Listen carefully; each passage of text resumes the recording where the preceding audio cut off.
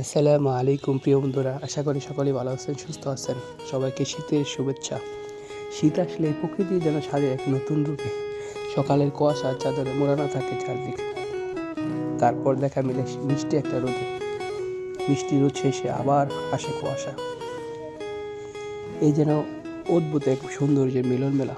এ সময় গ্রামীণ গ্রামীণ জনপদে দেখা মিলে খেজুর রস খেজুর গাছ থেকে রস নামানোর অসাধারণ দৃশ্য। তাই বন্ধুরা, সকাল সকাল বের হলাম এই শীতের মাঝে 7 কিলোমিটার পথ পাড়ি দিয়ে খেজুরের রস খাওয়ার জন্য। যেখানে দেখিবে ছাই উড়াইয়া দেখো তাই, পাইলেই উপাইতে পারো অমূল্য রতন। তাই যেতে থাকলাম, কোথায় গাছ আছে, তাই গাছ পেলাম, কিন্তু রস পেলাম না। ভাগ্যের কি নির্মম পরিহাস। গাছিকে জিজ্ঞেস করলাম রস নাই কেন।